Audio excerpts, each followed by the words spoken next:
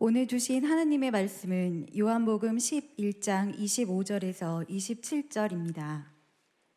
예수께서 가라사대 나는 부활이요 생명이니 나를 믿는 자는 죽어도 살겠고 무릇 살아서 나를 믿는 자는 영원히 죽지 아니하리니 이것을 내가 믿느냐. 가로되 주여 그러하외다. 주는 그리스도시요 세상에 오시는 하나님의 아들이신 줄 내가 믿나이다. 아멘.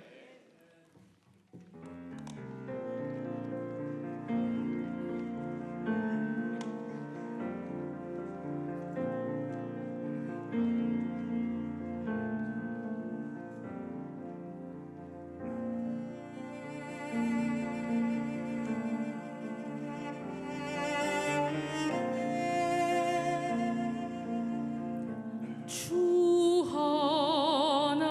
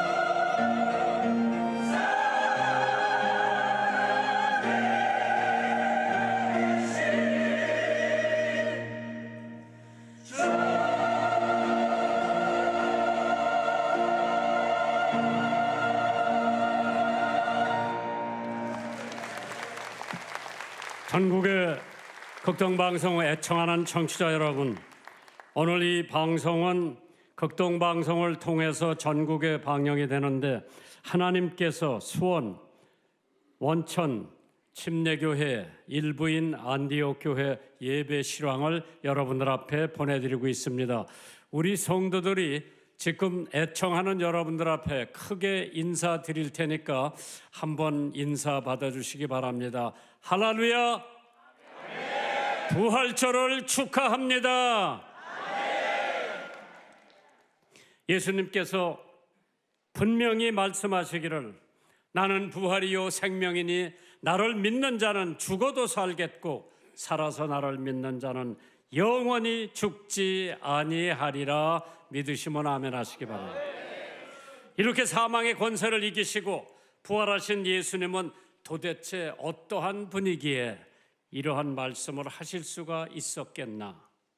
어느 분이 이런 말씀을 하셨어요. 예수님께서 예술가에게는 아름다운 분 되시고 설계자에게는 머릿돌이 되시고 천문학자에게는 샛별이 되시고 요리사에게는 생명의 떡이 되시고 생물학자에게는 생명의 근원이 되시고 건축자에게는 확실한 기초가 되시고 의사에게는 대의원이요 교육가에게는 랍비가 되시고 회원사에게는 백합화가 되신다고 그랬죠. 지질학자에게는 반석이 되시고 과수원지기에는 포도나무가 되시고 판사에게는 의로운 재판장이 되시고 학생에게는 영원한 진리가 되시고 죄인에게는 하나님의 어린 양이 되시고 군인에게는 대장이 되시고 음악가에게는 멜로디가 되시고 목마른 자에게는 생수가 되시고 나그네에게는 길이 되시고 신부에게는 신랑이 되시는 이 부활하신 예수 그리스도를 오늘 여러분과 저는 축하해 드리기 위해서 모인 예배인 줄 믿으시기를 주님의 이름으로 축원합니다. 예수님께서 나는 부활이요 죽음은 누구든지 피할 수 없는 가장 확실한 것이 우리들의 죽음입니다. 인류 역사상에 어느 누구도 죽음을 이겨본 사람은 없습니다. 석가열애도 80에 사망을 했고 마호메트도 62세에 죽었다고 하죠. 불로초를 구하러 다니던 진시황도 49살에 세상을 떠났습니다. 그러나 죽음을 이기신 분은 꼭 한 분 계신데 그분이 오늘 우리들이 셀러브레이션하고 축하드리는 하나님의 독생자 예수 그리스도만이 모든 죽음의 권세를 이기고 부활하신 줄 믿으시기를 주님의 이름으로 축원합니다. 그렇기 때문에 예수 그리스도께서는 부활의 첫 열매라고 했습니다. 죽었다가 다시 사셨고 지금도 살아 계셔서 하나님 우편에 앉아 계시면서 우리들을 위해서 갖가지로 기도해 주시고 계십니다. 참된 부활은 단순히 죽었다가 살아난 것이 아니라 예수 그리스도처럼 죽었다가 완전한 생명으로 부활한 후 영원히 사는 것을 의미하는 것이 예수 그리스도의 부활인 줄 믿으시기 바랍니다. 만일 예수님께서 살아나시지 않았다면 바울 사도가 말한 그대로 우리는 세상에서 가장 불쌍한 사람이라고 했습니다. 우리의 믿음도 헛되고 우리가 여전히 죄 가운데 있을 것이라고 바울 사도가 고백했는데 부활이 예수 그리스도의 부활이 우리들에게 그만큼 중요하지 않을 수가 없습니다. 그러나 예수님은 성경이 예언하고 자신이 말씀하신 대로 사흘 만에 죽은 자 가운데서 다시 살아나셨습니다. 그렇기 때문에 초대 교회의 성도들은 그토록 심한 심판과 핍박에도 견디며 복음을 전할 수 있었던 것은 그들이 가지고 있는 부활의 신앙 때문인 줄 믿으시기 바랍니다. 예수님께서 나는 부활이요 생명이니 나를 믿는 자는 죽어도 살겠고 살아서 나를 믿는 자는 영원히 죽지 아니하리라. 사망의 권세 공포로 우는 소리를 우리는 들어볼 수가 있죠. 욥의 비탄을 들어보시겠습니까? 나무는 오히려 소망이 있구나. 찍힐지라도 다시 싹이 돋아나고 뿌리가 늙고 줄기가 말랐다가도 물기에 젖었으면 다시 살아나건만 사람은 죽으면 없어진다니 이 얼마나 기막힌 비통일까. 우리나라의 만가를 한번 들어보세요. 이제 가면 언제 올까? 영영 다시 못 오리라. 소란에 익은 팥이 싹이 들 때 다시 오랴. 소반 위에 삶은 닭이 날에 칠 때 다시 오랴. 한 번 가고 못 오는 길 어이설지 아니하랴. 북망산 마지막 길 내가 서로 하노라. 들어보셨어요? 그게 우리나라의 만가라고 하지요. 그러나 성경의 부활의 찬미를 한번 들어보시겠습니까? 마지막 나팔의 혼련이 변화하리라. 썩음이 썩지 않을 것으로, 죽음이 죽지 않을 것으로, 욕되고 더러운 것이 영광으로 변화하리라. 나는 죽음을 가리켜 생명의 예술이라고 하노라. 마지막 승리의 노래를 한번 들어보시겠어요? 사망아 너의 승리가 어디 있단 말이냐? 사망아 너의 쏘는 살이 무엇이던 말이냐? 사망아 쏘는 것은 그 죄악이더냐? 죄의 권능은 율법일 테지. 우리는 그리스도의 부활로 사망의 권세를 이기었노라. 할렐루야. 예언이 갈보리를 십자가에 가르쳐도, 성육신이 갈보리 십자가를 준비했다 하더라도 인간의 모든 비극이 갈보리 십자가에서 사라진다고 해도, 사탄의 힘이 갈보리 십자가 앞에 무능해진다 하더라도 부활이 없다면 십자가는 하나의 상징이요 무의미한 표시밖에는 될 수가 없습니다. 부활이 있기 때문에 십자가에 능력이 있는 줄 믿으시면 아멘 하시기 바랍니다. 미켈란젤로 전기 중에 그가 제자들에게 한 말이 있습니다. 왜 자네들은 십자가의 그리스도를 그렇게 많이 그렸나? 그리스도께서 고난 받으셨기 때문인가? 그리스도께서 죽음의 고통이 계셨기 때문에? 오히려 부활하신 주님을 그리게나 죽음을 깨뜨리고 승리하신 영광스러운 모습으로 죄와 죽음의 정복자이신 주님을 그리게나. 참 사셨네. 우리 예수 사셨네. 이제 우리의 소망은 십자가에서 피 흘림을 받았기에 구원을 받았으니 우리는 언젠가는 부활의 몸으로 예수님과 영원히 살 것을 믿으시기를 주님의 이름으로 축원합니다. 죄와 음부의 권세를 이기시고 부활하신 예수 그리스도께서 오늘 우리에게 평강과 성령과 영원한 생명을 약속하셨습니다. 주님의 약속의 선물을 누리시며 사는 성도 여러분들 되시기를 주님의 이름으로 축원합니다. 부활하신 예수님께서 우리에게 주신 선물이 있다면 가장 큰 선물이 평강의 선물인 줄 믿습니다. 요한복음 20장 19절에 너희에게 평강이 있을지어다. 2000년 전에 오늘 내다보시면서 죄악과 싸움이 가득한 곳에 제자들을 보내시려고 평강을 선물로 주셨습니다. 불안과 두려움, 공포와 질병, 이런 가운데 예수 그리스도께서 우리들에게 평강을 선물로 주셨습니다. 어두움의 빛에서 사라지는 것 같이 예수 그리스도의 빛이 비춰지면 불안과 두려움, 공포의 어두움이 사라지고 주님의 평강의 빛이 비치기를 주님의 이름으로 축원합니다. 탐욕과 욕망 때문에 세상에는 평강이 없습니다. 아버지, 어머니가 남겨놓은 재산 가지고 형제들이 싸우고 지지고 볶고 하는 모습이 부활하신 예수 그리스도를 통해서 가정마다 평강이, 직장마다 평강이, 교회마다 평강이, 국회에 평강이 있기를 주님의 이름으로 축원합니다. 이 세상은 악하고 다툼 천지지요. 그런즉 주님은 지극히 높은 곳에는 하나님의 영광이요 땅에서는 평화로다. 너희에게 평강을 주노라. 인생에 참 평안이 없어요. 아담이 범죄를 한 후에 평안은 산산이 부서지고 말았지요. 석가도 노, 병, 사 3대고를 면해보려고 무척 애썼지만은 이루지 못했습니다.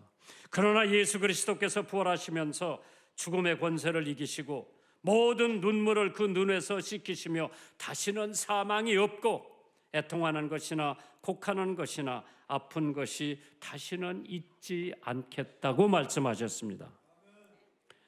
박관준 장로님, 일제 시대의 신사 참배를 거절하고 일본 제국 의회에 경고문을 던지고 체포되어 뒤에 순교한 분입니다. 그가 일본 도쿄에서 옥중에 있었을 때의 얘기입니다. 같은 감방에 사또라고 하는 일본 공산당원이 있었습니다. 한 번은 신문 받으러 나갔다가 돌아오면서 장로님 보라고 감방 마루에다가 이런 글을 써놨습니다. 선생님, 일행은 불경죄로 사형 선고를 받을지도 모르는데 선생님 심경은 어떻습니까? 하고 글을 써서 놨을 때에 장로님은 즉석에서 큰 웃음을 웃으시면서 일본말로 심빠이나에 근심 없어, 걱정 없다고 그랬어요. 사또는 다시 필담으로 죽음을 두려워하지 않습니까? 물어봤습니다.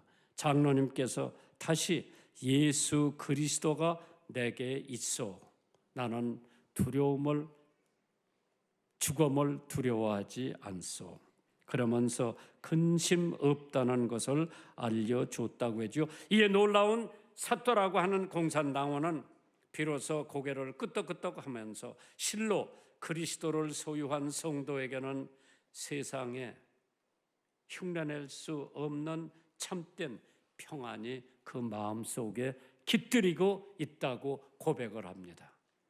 오늘 여러분들 마음속에 부활하신 예수 그리스도를 믿는다고 할 것 같으면 마음의 평안을 하나님께서 주시는 줄 믿으시기 바랍니다. 요한복음 14장 27절에 평안을 너에게 끼치노니 곧 나의 평안을 너에게 주노라.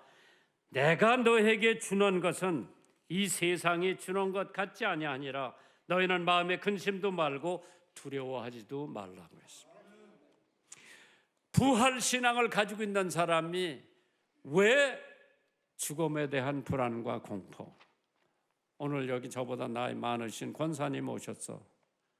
이 권사님 첫 번째 팬이 조영계 목사님이요. 두 번째 팬이 김정한 목사. 그렇죠? 90을 바라보면서 언젠가는 하나님 나라로 갈 거예요. 저 요새 우리 집사람하고 읽는 책이 하나 있어요. 빌그램 목사님 아들 프랭클린이 쓴 책이에요. 아들로서 부모님에게 죽는다는 얘기하기가 가장 어렵다고 그러더라고. 김요셉 목사가 어렸을 때 나더러 아버지 언제 죽어? 왜? 아버지 집을 내가 가져야 되겠다 그러더라고. 빌그램 목사님 아들 프랭클린이 루이지아나에 있는 최고 악범들만 가두는 페네텐츄리 교도소에 가서 형무소에 가서 설교를 했어요.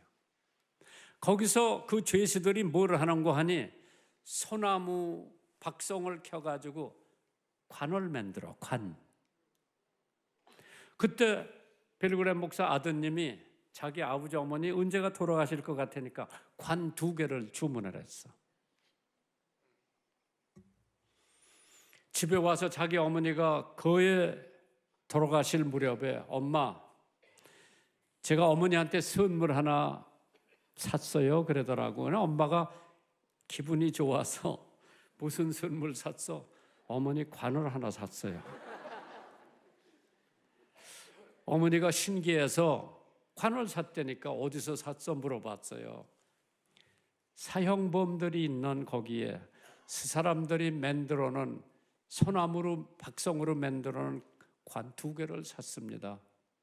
그러고 그 엄마가 물어보더래요. 거기 가서 전도했다는 얘기 좀 해달라. 사형수들이 자기네들도 죽으면은 그 관에 들어가서 묻혀야 되기 때문에 관을 만드는데 자기가 2개를 샀대. 싸지. 미국에서 좋은 관을 하나에 10,000불도 가요. 그런데 이 소나무 박송이로 만드는 건 300불밖에 안 가. 그 2개를 사서 엄마가 잘했다고 칭찬. 그래, 어머니 돌아가셨을 때 그거를 운반하다가 그 관에 들어가서 어머니 돌아가셨어. 그래, 빌리그램 라이브러리 무덤 앞에 갖다 파묻었죠. 그 엄마가 어디서 묻히느냐에 있어서 가정들이 말이 많았어요. 그러나 다 합의가 돼가지고 빌리그램 도서관 앞에 조그마한 무덤이 있어요. 아주 초라해요. 거기 어머니를 묻었죠. 비석에 나는 뭐 거창하게 쓸 줄 알았어. 세계적인 부흥사 빌리그램 목사님 사모님 비석에 글자 하나밖에 없어. 한문 글자 의, 오르를 자 그거 하나밖에 안 써놨더라고. 그분이 가장 좋아하는 중국에서 태어났거든요. 오르를 자 그거 하나 돌 비석에 새겨놨더라고. 아버지 돌아가시니까 아버지 어디가 모실까요? 돌아가시기 전에 아들이 물어봤대. 아버지가 너희 엄마 옆에 갖다 묻어달라고 그러더라고. 거기 화장도 안 했어. 그냥 그 관에 제수들이 만드는 관에 거기 2 내외가 묻혔어요. 바로 빌리그램 도서관 라이브러리 들어가는 입구에 바로 무덤이 있는데 참 세계적인 거장. 그냥 무덤 이렇게 가보면 조그마한 무덤이 하나 있어. 우리나라는 유명한 사람 뭐 엄청 크게 무덤하고 뭐 비석도 엄청 크게. 그래서 난 요셉이한테 우리 내외 죽으면 그냥 평토로 해서 조그마한 표나 하나 해서 엄마 성경 구절이 있을 거다. 그거 하나 거기다 새겨놓고 내가 죽으면 내가 성경 구절 하나가 있다. 그게 빌립보서 1장 21절이요. 내가 사는 것이 그리스도니 죽는 것도 유익하다. 왜? 우리가 이 세상에 사는 게 아니라 우리는 하늘나라에서 영원히 살 건데 여기다 뭐 그렇게 크게 죽은 다음에 할 필요가 없다고 생각한 거장 빌리그램 목사님 4분을 봤을 때에 참 본받을 일이로구나 생각을 해봤습니다. 2번째로 예수님 부활하시고 난 다음에 제자들에게 주신 선물이 성령이에요. 요한복음 20장 22절에 이 말씀을 하시고 저희를 향하여 숨을 내쉬우시면서 가라사대 성령을 받아라. 11 제자들에게 성령을 받아야 세계를 복음화할 수 있고 성령을 받아야 병도 고칠 수가 있고 성령을 받아야 구속에 새 생명을 주실 수 있기 때문에 그래서 성령께서 하시는 일이 도대체 무엇인가? 우리 신앙생활에 있어서 성령께서 역사하시면 하나님께 영광이 되고 성령의 역사하시는 일이 아니면 빈 껍데기예요. 그래서 성령께서 하시는 가장 중요한 일 중에 하나가 예수를 구세주로 나타내는 거죠. 그렇기 때문에 그러므로 고린도전서 12장 3절이에요. 그러므로 내가 너에게 알게 하노니 하나님의 영으로 성령으로 말하는 자는 누구든지 예수를 저주하는 자라 하지 않고 또 성령으로 아니하고는 누구든지 예수를 주님이라 하실 수가 없느니라. 성령의 역사. 죄악의 세상을 징계하는 것이 성령의 역사지요. 죄인을 거듭나게 하는 것도 성령의 역사고 새 생명을 주는 것도 성령의 역사고 성도 안에 계시는 것도 성령의 역사고 성도를 도와주시고 성도를 가르쳐 주시고 성도를 인도해 주시고 그렇기 때문에 갈라디아서 5장 18절에 너희가 만일 성령의 인도하시는 바가 되면 율법 아래 있지 아니하리라. 또 성도를 인침해 주신다 그래요. 도장 찍어 주신다 그래서 얘는 나를 믿는 하나님의 자녀다. 딱 성령이 도장 하나 딱 찍어주면 그 도장 누구도 옮길 수가 없지요. 나는 하나님의 자녀고 성령의 도장을 받았기 때문에 하나님 나라에 반드시 간다고 하는 것도 성령의 역사입니다. 마지막으로 성도를 위해 기도한다고 그랬어요. 누가? 성령이 우리를 도와서 기도한다고 그랬습니다. 세 번째로 사망의 권세를 이기게 해주신 것이 부활하신 예수 그리스도가 저와 여러분에게 주신 선물입니다. 참 사망의 권세 이길 사람 하나도 없어. 나는 목회를 하면서 마지막 임종 예배를 많이 드려봤어요. 예수 잘 믿는 사람은 편안하게 가시더라고. 찬송 불러주면 그렇게 좋아하고 미소를 띠고 가는데 예수 안 믿는 사람들 임종을 가보면 무서워하고 두려워하고 걱정을 하더라. 참 여러분이 잘 아시는 사건 하나가 있는데 추후 79년 죄악의 도시 폼페이가 있죠. 거기에 참 말할 수 없는 거대한 용암이 터져가지고 매몰되기 시작하는데 용암을 피해 도망한 사람들 중에 어떤 부인이 있었어요. 사실 이렇게 용암에 도망가면 되는데 가지고 있는 보석, 반지 다 끼고 목걸이 다 끼고 뭐 있는 보석을 금, 은 다 이렇게 하나름 가지고 도망가다가 저 화산에 그냥 파묻혀서 나는 가봐서 이태리에 가보니까 그게 지금도 그대로 있어. 내버리고 그냥 도망가야 되는데 그 보석들이 아까워서 그 한아름을 가지고 도망가다가 그대로 채가 돼가지고 그대로 있는 모습이 지금도 그대로 있더라고요. 주님께서 말씀하시기를 삼가 모든 탐심을 물리치라. 사람의 생명이 그 소유에 넉넉한 데 있지 아니하니라. 누가복음 12장 15절에 있는 말씀이에요. 사망의 권세를 이기셨다. 그러니까 우리가 찬송할 때 사셨네 사셨네 예수 다시 사셔, 그게 부활의 노래예요. 그렇기 때문에 요한복음 11장 25절에 예수께서 가라사대 나는 부활이요 생명이니 나를 믿는 자는 죽어도 살겠고 무릇 살아서 나를 믿는 자는 영원히 죽지 아니하리라. 이것을 네가 믿느냐.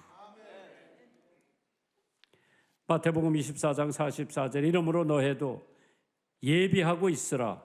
생각지 아니할 때에 인자가 오리라. 또는 죽음이 닥쳐오리라. 근래에 와서 저하고 같이 해외도 여행도 하고 운동도 한 사람들이 한 분 한 분씩 가시는 것을 보면서 야, 언젠가 나도 갈 텐데 준비를 어떻게 해야 되나. 제 머릿속에는 가기 전에 준비를 해야 되는데 어디서 어떻게 준비를 해야 되나. 뭐 무덤 같은 거는 자녀들이 할 거고 내가 준비를 어떻게 해야 되나. 우리의 삶의 부활 신앙이 없다면 우리는 언제나 곁길로 벗어나기가 쉽습니다. 그래서 썩어질 것을 위해서 애쓰게 되고 사라져 버리게 될 것을 붙잡으려고 노력을 하는데 불안과 두려움으로 몸과 영혼을 마비시키게 됩니다. 그리고 결국은 죽음의 공포 앞에서 떨게 되지요. 그래서 하나님의 사랑이 죽음보다 강하다고 하는 사실을 우리들에게 예수님께서 보여주셨습니다. 첫째, 그러므로 죽음에 대한 두려움을 없애주셨죠.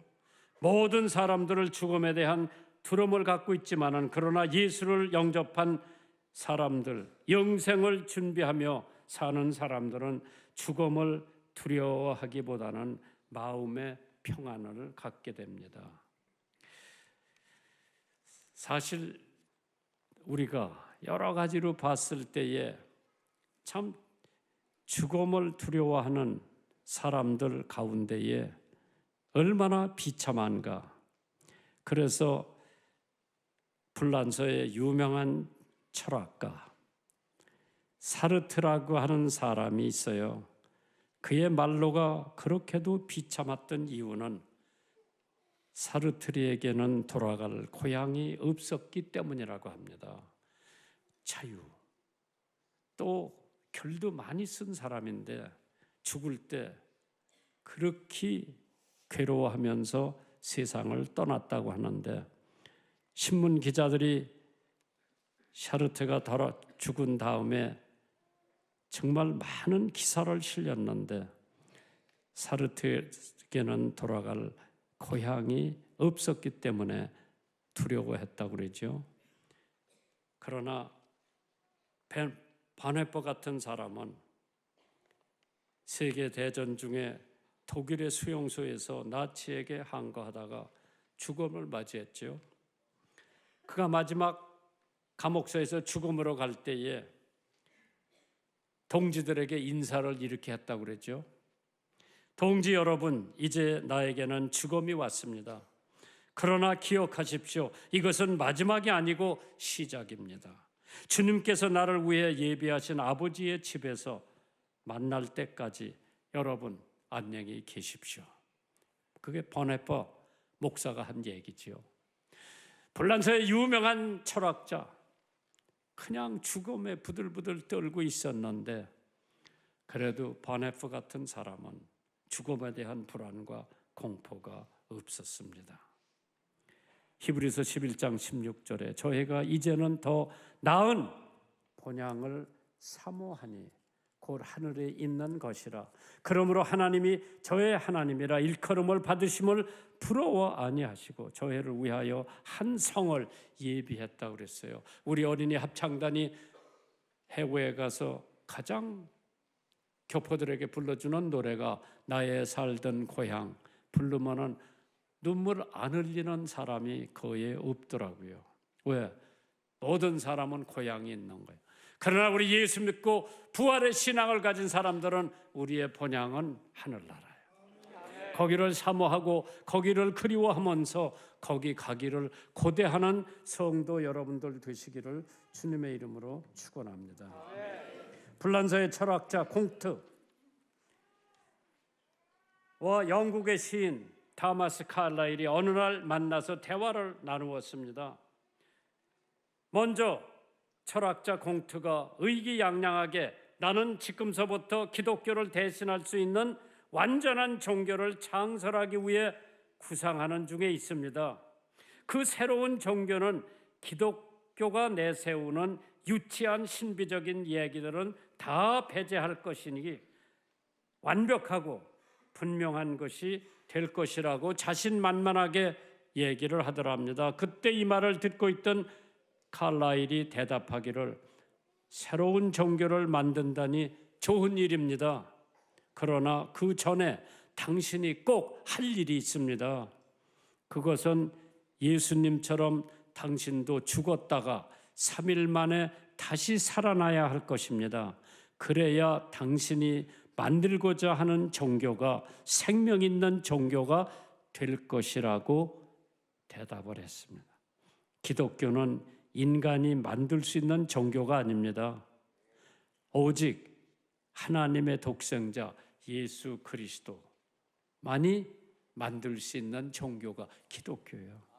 그렇기 때문에 에어프렛 테니슨이라고 하는 유명한 시인이 나이 80에 쓴 시 한 편이 있어요. 저녁 노을 밤하늘 별들의 속에 나를 부르는 분명한 소리 들리네. 삶을 떠난 죽음의 소리일까? 암흑을 몰고 땅거미가 내리고 밤을 알리는 종소리 들리네.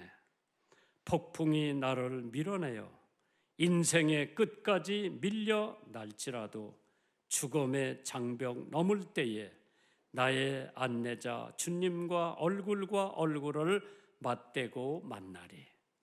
멋있는 시인 테니슨이요. 예수님을 사랑하는 사람들은 갈망하던 천국에 안전하게 인도될 것입니다. 사망의 권세는 만인을 몰아 무덤에 던졌지만은 예수 그리스도는 부활을 통해서 음부의 권세를 완전히 승리하신 줄 믿으시기 바랍니다. 그렇기 때문에 고린도전서 15장 55절에 사망아 너의 이기는 것이 어디 있느냐, 사망아 너의 쏘는 것이 어디 있느냐. 빌그램 목사님과 함께 다니며 복음 성가 가수로 널리 활동하고 있었던 베얼만이라고 하는 사람이에요. 베얼만, 생애에 잊지 못할 기억이 하나 있었습니다. 어느 날 복음 성가 공연을 은혜롭게 끝마치고 감동을 나누어주는 가운데에 대기실로 끝마치고 베얼만이 갑니다. 그곳에 한 여인이 그녀를 안내하는 분과 함께 기다리고 있었습니다. 귀머거리, 봉어리, 소경인 여인이었습니다. 그 여인이 베얼만에게 마지막 불렀던 그 찬양을 다시 한번 들려줄 수 없느냐. 그가 공연 중에 마지막 불렀던 노래는 거기 너 있었는가. Were you there when they crucified my Lord? 예수님이 십자가에 못 박혀 달려 돌아가셨을 때에 너 거기 있었느냐. 그러자 그 여인은 눈물을 흘리면서 베어맨 노래 부르는데 입술에다가 손을 대고 그 찬양을 마지막 들으면서 한없이 눈물을 흘리면서 저는 자살을 하려고 몇 번 시도를 했지만은 그 찬양을 듣는 동안에 나는 그 자리에 있었습니다. 나는 그 광경을 믿음으로 보았습니다. 나는 구원을 받았습니다. 주가 죽을 때 그리고 살아날 때 나는 거기 있었습니다. 그리고 보았습니다. 나는 한때 스스로 목숨을 끊으려고 했지만은 이제 성령의 인도를 얻었습니다. 내가 살아 숨쉬는 동안 성령의 인도를 받고 살게 될 줄 믿습니다 하면서 얼마나 통곡을 했는지 몰라요.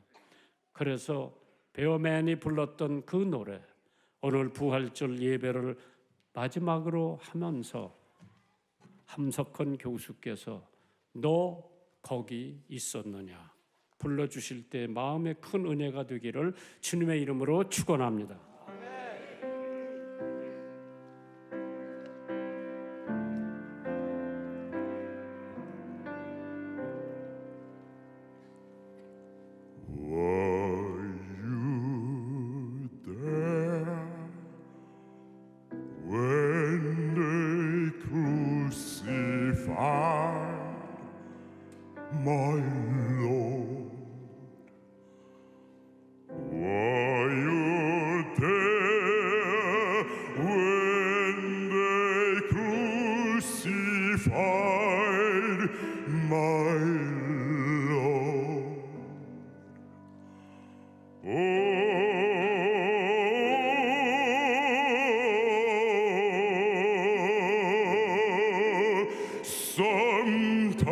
Sometimes it causes me to tremble,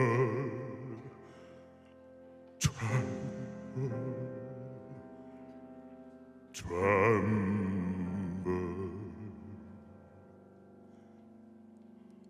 Were you there when they crucified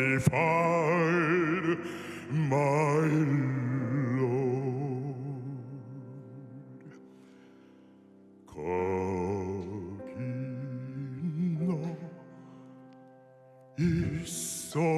있었는가 그때에 거기 너 있었는가 그때에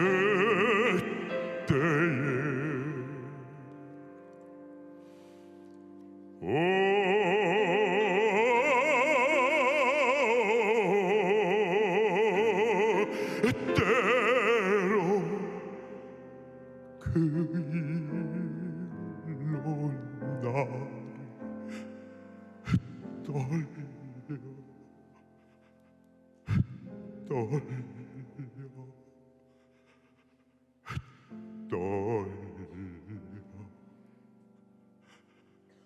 거기 너 있었는가 그때에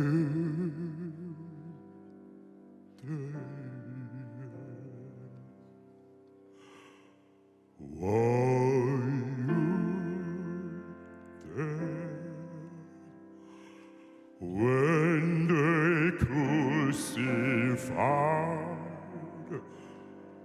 my Lord,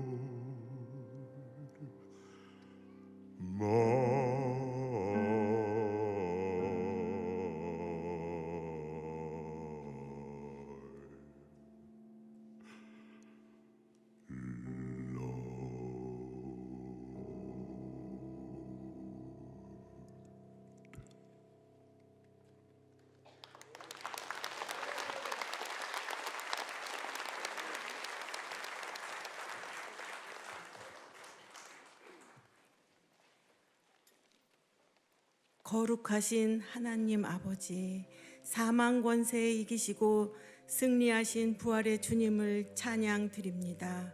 부활절을 맞아 우리에게 새 생명 주시고 소망 주시는 주님께 감사의 마음을 주님께 올려드립니다. 이 시간 성도님들이 정성을 다해 기쁨으로 드리는 이 예물이 하나님 나라를 위해 귀하게 쓰여지길 원하오며 부활의 첫 열매이신 예수님의 이름으로 기도드립니다. 아멘.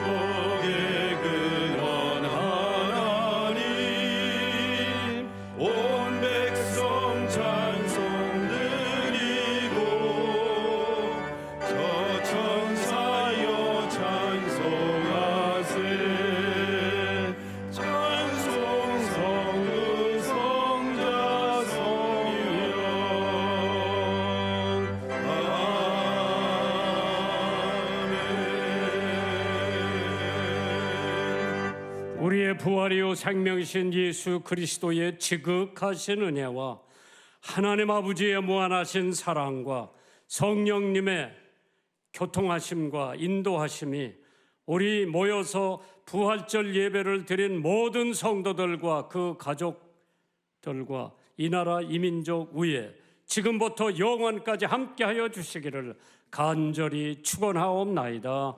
아멘.